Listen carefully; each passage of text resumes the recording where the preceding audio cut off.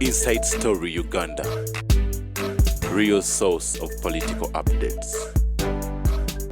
Abaseno era mu ngeri enjawulo njagala kulamusa bakama bange abajjinja eya South East Constituency, bakama bange aba National Unity Platform ne President wange Robert Kyagulanyi Ssentamu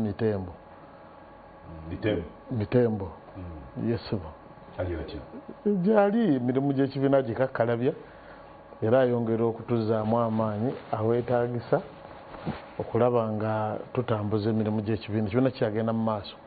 Yesebo. Okay, good. Tugende Buterevu ku latest development ku basipika okuva kumu abali ku luvuganya government. Your party the other day announced that they are fronting you okuvuganya ku bwa speaker wa parliament. How did you come to this? But also, Echibalo, what's the mathematics there, given that you don't have the numbers as the opposition? Webale ddala ekisookera ddala ekibiina tekyalanze bulanze kirungi omaze n'okitereeza nti process. Ssemateeka ne rules ezifuga parliament zigamba nti ababaka bwe banaamala okulayizibwa onfuna bulungi ku first sitting eya parliament abaka bajja kwekolamu omulimu beerondemu speaker okuva mu bo ng'ababaka kyekisookera ddala. Kati ng'ekibiina nange ng'omuntu tubadde tulaba ekitiibwa kya parliament nga kyasereba nga kyagwa olw'obukulembeze kwa buli kimu kitandika n'abukulembeze ate ne kigwa na bukulembeze. Kati bwe tuvumba akafubo nga ababaka ba parliament ab'NUP n'abakulembeze baffe ne tugamba wati awo nga tuvuddemu sipiika tugenda okwetunulira ffenna nga bwe twali 48 nga ffenna tusobola kufana tuli baka ba parliament. Naye ne tugamba nti tulina okubaayo n'owenkizo nti n'owenkizo alina kuba atya alina okuba nga amanyi obuvunaanyizibwa bwa sipiika nti nga bw'olaba nti kati sipiika yavunaanyizibwako ku strategic, legal, procedural, governance ebiso byonna ebya parliament ya Uganda ng'ekitiibwa kya parliament kyafa kyonna bakitadda weetaaga okuvaayo omuntu oyo omuzungu wagamba nti alina demonstrated experience and proven integrity in matters of public affairs. Netwekuba mu ttooki ffenna abantu twalinga 6 baali baagala ne basituka ne baga buli muntu nti beebo ne tubajjukiza naye ekifo kya sipiika mwetaaga consensus nti so muffe wano by consensus mulaba ani mwe bennyini abasoose okwesimbawo bwe mwetunuulira mwenna musobola mwenna mulina obusobozi mwenna muli babaka ne twetaagako omwana eyali badde mu ngeri y'ekitiibwa bannange ne bajja nga beekuba mu mutwe naga nti ndowooza Pawulo ono asobola otuleetera obuwanguzi okusinga abalala bonna naye nti atya nti ekisooka munnamateeka ajja sobola okukubiriza parliament. Ekyokubiri nti yali mu parliament y'omwenda n'aba ne mu parliament y'e10 olowooza mu kintu kyobadde ogamba numbers ekibadde kikubuzaabuza n'abalala abalingamu because n'ewaffe eyo gye bali omanye ewaffe eyo abafuzi b'amatwale baali babuuza nti tubawe eddwaliro tuliteekewa banaga nti twagala komera kati mbadde mpulira bali bagati awaligiza ku kifo ekya wansi nola kiri ekyawaggulu kati ekyo nenkiteekaawo ndoga nti ono yali mu parliament ezo ate bwe yali mukulembeze jjukira nali mu public accounts committee nga vice chair naye bwe nalimu twakubiriza obukiiko bwa parliament ebiseera ebyo mu ngeri ey'ekisajja kikulu nti obukiiko bwali busingako abantu b'NRM naye twalina ndowooza minority report nga 2 ate nga ziwandiikiddwa n'aba opposition twali beesimbu nti parliament yetaaga nga omuntu omwesimbu ategeeza kitegeeza nze omuntu omwekanya nga kitegeeza nze ate omuntu anoonya okukaanya because parliament bwetyo bwetambula nga byonna mbisobola kati ne tutambuza emirimu mu biseera ebyo okulaba nga twakolanga reports nga byonna abantu bonna bali involved nga byonna teri gutulese ku bbali kati mu mbeera efaanana bwetyo ntugamba nti aha kati bukyalubanga lwa mmindi tusibidde ku mwiru. Well, but let's get back to the question of numbers. Wengenda kati akalu kano kakulonda. Okay? You about, I think about 100. Mwenna kundo luvuganya 78. Nearly 100. Not in 2078. Okay, you're 78 in total. 68. Now you're going to face off with ekibiina kya NRM kina majority. More than 300 members of parliament. Betusuubira okuvaayo n'eddoboozi erimu mu kokasi yaabwe, which is sitting ku weekend yen. I'm wondering how you intend to challenge them. No, actually kisinga abantu ekibadde kisinga okubabuzaabuza nti nzooza ngenda kuteekawo omuzungu kyayita president kigenda kutandika nange era njagadde kati nkubuulire maybe otegere n'abalala badde bakyalina okubuusabuusa nga balinga ggwe nti kyensoose okukola naye abaludde oluvuganya bonna ntutta obuvuna kubanga mba reaching out nembakubira nembategeeza about my candidature personally nga mbategeeza ngenda kubeera speaker wammwe bwe mukkiriza ne mumpa obuwagizi abo nemba nga mbayiseemu kati oludda olw'NRM eriyo factors ze mubuusa amaaso ku nsonga ya numbers era kanzikutemu n'abalala bazitegeera adde balinamu okubuusabuusa bonna badde ku sayidi yange nkugambye nali mu parliament ekisooka ey'omwenda n'ey'ekkumi nina be nakola nabo nga NRM balina kaadi naye nga baazigyayo for convenience nga bwebabuuza okulondako wakati wange n'omuntu omulala balonda nze onfuna bulungi in terms of competence and proven integrity bakiraba nti nze nsobola okuzza parliament n'ekitiibwa kyayo nga NRM era badde ne message nzirina wano badde bagamba nti onalebo akaffe ebyaffe obiraba nga bali mu NRM kati ne baate gurupu endala naye yantuukiridde ne baga nti onalebo ffe tusibidde ku ggwe olw'ensonga wano wammanga kino kibiina naye decision tekikyakolebwa kibiina zoka neziba za muntu omu netugumiikiriza nti owaayo akaddiye sawe naso okuva ku mpagala n'aba nga akoze eki ng'aweddewo kati tufuza abantu babi twalukiraba ku tweet kati tumanyi there is no certainty wanga atali kibiina twagala kukola protestive vote ne kuba speaker bagala kola protestive vote nga bagamba nti speaker afulumidde mu tweet aba imposed abakakiddwako bukakibwa kati eyo numbers businga obadde ogattamu nkulaga abo ne babeera awo nga bo bagamba nti speaker wa tweet ali imposed they must have been expression of abo ne bajja ne balaga ne babeera kati olundinganisha numbers ayo category esooka kati waliwo category muna nali ndowooza tubate bampe naino nga bakuba ndaffe tuve eno Karamoja afe tuva Teeso abatuva wati enkola eno gye bakutemu gye bakutemu sipiiko n'abaddeko amongo ffe tetukaanya nayo nti bwebanga bonna babbi lwaki bajjako omubbi waabwe owaffe ne bamukola ki ne bamuyisa bwe bati twagala bwenkanya balina buservice ne bagamba nti era bwe batakyusa tugenda naffe kuvaayo tugenda kukubira akalulu we are more than 200 ababadde ku sipiika omukadde tugenda kukubira akalulu kiveemu ekyokuyiga nga tuweereza kamanyiso gye bali nti obwenkanya fairness tewalina kubawo kutaliza bwe batulwanyisa tugirwanyisa so olina ababadde bawagira mukyala Amongo abo nabo abalowooza nti abadde treated unfairly stoko weeri ofuna bulungi ne babeeraawo abo ne babeeraawo ofuna bulungi kati abo nabo babeeraawo namba olwo jjukira obwa sipiika bwe mwogera mugamba nti weetaaga obulu 529 abasinga be bamanyi nedda this vote is by simple majority etya nti neetaaga obululu 265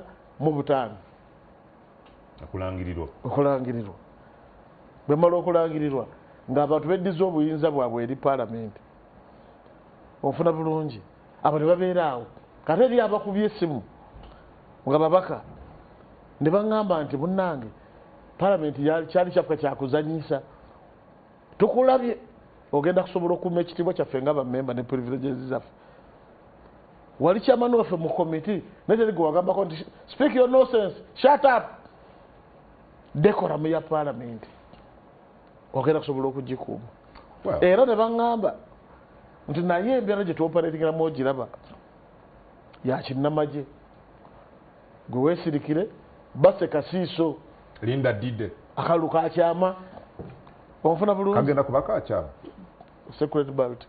Well, but you see, Honorable Paul. Nambo zirabye pamanya akolage wali nze nzikumenyera menyera tusa ku bibaro byange my target was 265 yes. Nenda 319 already abampadde confirmation 319.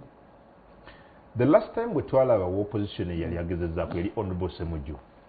He only managed 15 votes obulu 15. Race yalimu ne mukyala Rebecca alitwala Kadaga. Yes. Who acted ngove yali nga best alternative ku candidate wa NRM then.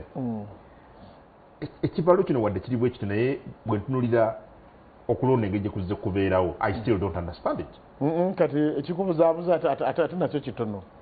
You see mu mateeka you can distinguish n'oyawula ku kiri nti akalulu ako bwe kajja kalina obuzibu bwa mirundi ebiri nti ow'ekitiibwa Right Honorable Rebecca alitwala Kadaga newakubadde yalina bye twali tumuvunaana naye yalina byakoze in terms of gezako okwetengereza paalamenti onfuna bulungi nti Right Honorable Speaker Kadaga teyagezaako in a way okulemesa debate ntebeerawo nti asitifolinga debate mu paalamenti era kino kigenda kuba kyakuyiga ndowooza eri buli omu nti ngenda kubeera sipiika nga n'abeNRM mbawo omukisa because siri sipiika w'e NUP siri sipiika wa Busoga siri sipiika ngone sipiika wansi yonna paalamenti ya Uganda it's a national assembly. Are you assured of? Kati yes. Are you already assured of the opposition support? Kati najigonagayitira wadonga there are 78. I've talked to them. Gwembadde siri sure abadde Norbert Mao muganda wa mukulu wange kwamanyi yesimbyewo naye manyi wabunaggwera ku Sande nga seeka ewedde ajja kuba ali nange yes nja kuba n'obululu 78 obwa opposition ngattireko obwa independent nga wembadde mbubala njuke ngattireko obwa NRM because bakitegedde nti they want liberating parliament. Do you think it's time for the opposition to have a speaker as rather parliament to have a speaker from the opposition? Actually, point is missing. Bogena mu other jurisdiction speaker vera speaker. Era bikola wano chovola parliament ezisinga babona kye tuyita by partisan speaker. Chovola abantu I have tried to reach out kuba bakande badde baganga possible candidates okulaba nga bonna bampagira tuba tusatibati nebanga obulubu wedde njagala memba wange oboth memba wange Norbert Mao afiringe very safe mu parliament kwabadde mbiwulira nti kululi simanyi abakuba akalulu abatawagira oli simanyi tamu namba babatadeko olukongolo tebalina mirembe. I don't want that to happen. I want both, Honorable both, you got it in parliament. I want Honorable Mao, you got it for the first time. Ngo ovuganya n'omuntu, oba litakuwagidde, n'omanya nti ddemberi. That's what parliament is about. Olw'ensonga, nze ndiri fari. Nga speaker. Kalina kuba na ludda. Sina kuba na ludda kyova olaba. Nti bwe mbali fari. nina ofuba okulaba nga atampagidde kiwa campaign zaffe we are trying to make it as civil as possible. But you're ignoring ebyafaayo byaffe tetubaddeko at least mu parliament esatu eziyise ennya kuba opposition ng'akulembera. Anti kati yuse abantu baffe there is what we call the doctrine of precedent. Precedent ebeera set, so I'm here to make a precedent. So it starts with you. It's going to start with me. There's no problem. Just manya bumanya nti I have the capacity of take out precedent here, and this is what I'm doing. Well, as we speak, NRM SEC ne caucus basubira okutuula kutandika n'enkya then ne ku weekend. What we gather, they've already, brother, some forces, some powers that be have already endorsed Honorable Jacob Oboth as candidate wabwe ku Kyova Speaker of Parliament. Ekyo nkikugambye, first mpe ekitiibwa, if they are running their party by tweets, you understand, kade ekyo gato tokina control. Because njagala ojjukire nti oli asooka n'atweetinga naga nti oli avaako ne tubeera nagamba nti kati naye Honorable Tayebwa tumusonyiye Honorable Tayebwa tumusigisiza omusango naga tuleese Oboth Tayebwa tumusonyiye akomyewo naga nti sebo webale nnyo balire ddala okunsonyiwa. You see, a day in politics is too long. Olunaku luwanvu nnyo mu byobufuzi tusobola okutuuka enkya nga waliwo tweeti endala. So just what I know that they have expressed interest because treaty yabogeddeko. Okay. But in the mwangu gwenkola, I just encourage them. Nti nabo bakirabe twetaaga okuzza ekitiibwa kya parliament engulu. Oyogedde nnyo ku kintu ekyo Honorable Muyiru nga tugenda okuwumulamu. Twetaaga okuzza ekitiibwa kya parliament engulu. Parliament ya Uganda yeetaaga okugogola. Kakati ebintu bingi kati for instance ababaka abakadde ababaddewo tebalina kitiibwa, tebalina privacy. Bazze nga baŋŋamba nti ffe tubadde wano ku bugubi nti ogenda n'osanga nti tuli office tumu abaka 4-5 office emu abaka 4-5 miri ati priority y'okumaliriza ekizimbe kya parliament ofuna bulungi abantu babaka batuule mu ngeri y'ekitwa mu ngeri eyagaza ofuna bulungi balina privacy bakole emirimu gyabwe because kyaffecta performance yaabwe. Tuli mu kupangisa bizimbe bweru kuba nagaga b'omu town ne bafuna ssente tetumaliriza parliament. Kati abaka bangambye nti tugenda kuwa akalulu kaffe nga tukusubiramu ekintu eki nti bw'otuuka mu buyinza nga sipiika mugwabadde bangamba gubiri bwadde obuuza nti ekitiibwa kyaffe kyevedde omuntu ajja okukulaba mu ofiisi yo nga member of parliament nga muli abaina waka stations muli bakozi b'amawulire aba NBS ono atudde wali ne PA we ono atudde wali ne PA we ono atudde wali ne PA we jjukira eri abantu abajja mu parliament tugenda mu kuwumulamu ne parliament gyoyogerako nti tebalina kitiibwa has been praised olwa performance ennungi bw'oba otunulidde bills bayisizza 138 bills parliament y'ekkumi n'emu zeyayisizza and some people credit for that. Well, kino kyonja kikuddamu olw'ensonga you need to look at the quality of bills. What has been the public participation in bills? Can take an example, the sovereignty bill. Bajjaawo ne bagireeta nabali abagireeta bennyini ne bakyusa almost the biggest percentage of the bill. Yeah. You see, we are not going anywhere. This is Africa. This is Uganda. Etteeka lina procedure eriyitamu okuleetebwa n'okuyisibwa. Bwe naaba parliament nja kuwa abantu obudde they even got to consult on the bill. Kwa si kituufu nti ali bw'oba MP yegwoba osinga okutegeera. Abantu babaayo eyo mu constituencies zaffe. Eriwo okusingira ddala eyanga abategeevu gye bali bangi. Be basingamu obunyu. So baba basobola okunnoona. Okay. Thank you. Katonda nnyo kankuwummuze mukusanya. Tukyali ffenna ku Sanyuka TV dakiika tusigazza ntonotono okubeera nga tuwumbawumba enteekateeka y'olunaku olwaleero. Tulina Honorable Paul Muyiru, mbaka wa Parliament wa Jinja South East, ate nga ava mu kibiina kya NUP. Kibiina kyamuwanzeeko Deddusu okuvuganya ku kifo ky'obwa Speaker wa Parliament. Naye ekibuuzo kiba tubuuza nti kiki kye yeesize numbers kiki kye yeesize maybe kankubulireyo naako kati mu choice ya tweet eno nti ono abadde alondera abantu ku Twitter yeta abadde tafa ku genda nti bagambye Oboth wali Tayebwa kati nina abakyala abaka abakyala abantuukiridde ne bangamba nti bafulumiza ekiwandiiko kyabwe ku nsonga ya genda naye bannaffe banaagaana ne bagamba nti baagala paalamenti y'abasajja bokka nabo bajja kukolawo ekyenjawulo nabo balonde nze nga protest okulaga nti impunity erina okubako nekkomo yusa abantu baagala because omuntu bwomunyigiriza ennyo nga talina mmundu ng'alina akaluluke kyasobola okukola kawa mwiru Pawulo kutegeezako next time naffe tubaleemu ak'obuntu onfuna bulungi kiri kyembadde kyenkye nakugambye nti abakyala weebali kati abantu abava mu east mu north obawulidde bitundu ebirala baga tusosoddwa mu nsi yaffe tetumusawo gwe tukoze lwaki amateeka fena tegatukwata kyenkanyi nabo ne babeera awo kati ogenda kujja mbina emirimu gya palamenti byonna factors zonna ziraga bulazi nti ensolo ku kizigo kweri nze n'obwoya bunde mu mikono bw'olaba well what do you think about these investigations zigenda maaso ng'oggyeko abantu bye boogera nti waliwo abagamba waliwo ebyobufuzi abamu bagamba waliwo selective application of the law. I don't know what you think.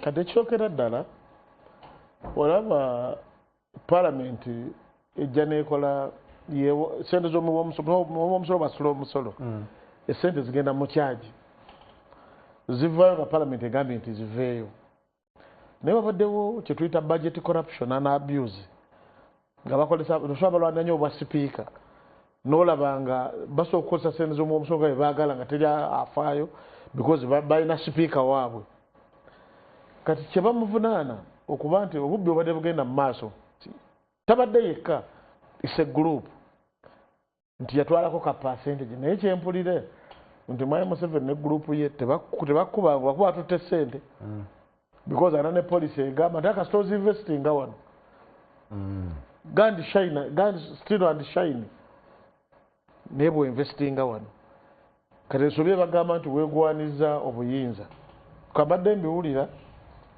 nti madamu nti oba yagenda abadde akoze establishment eziraga nti ono obwa president abusobola nti eri bwogenda ekigo waliyo ne raani we bye tubatuulira mu ŋŋambo saatuukayo bwogenda ebukedya olabira ddala nti oli yeetegeka kukikwatamu nga muzeeyi akoze eki awummudde ate bali bakiraba ng'ekintu kyabwe kalujjako ng'obadde mwiru oba Kyagulanyi agamba nti kagwake keetonye tulina eddembe lyaffe ery'obwebange terituweebwa abo kyova lana abadde boogera lwaki togenze nga tewayadde bankubira tebakwaddeyo ekifo mu gavumenti ne banzikakkanya nga balaba seeta akubeera namba 3 mu ggwanga neetaaga kafo sibe bagamba nti oli babasenevu oli nakwatamu ekifu omala okutta ekitono kati muli bamativu nti olutalo ku nguzi gavumenti etukwasiza amaanyi kati first olutalo enguzi first tetulina buzibu nga national platform okola investigations gavumenti zeekola kyettakalya nakyo nti ono abadde naye taka okuinvestigatinga nti kati yabyomu omutwe kati babikolako because bwogenda mu budget yaffe n'olaba the budget corruption ya classified lwaki ne Banita Amongo abayambye okutwala okubba sente z'omuwoomusolo mu kati state house erina classified defense erina classified buli office erimu classified what type of budget is that babira bubizi sente kibala abantu balanga bibakola abantu bali babavanako nga bagwese essubi mu parliament maze kujja mureesi komawo mureesi abantu bafunako obuweerera nti ndoze binakola ki binatera but meaning that the investigation tena gwe nakutaliza issue yaffe investigations okutaliza ne bagamba nti ono mwana kino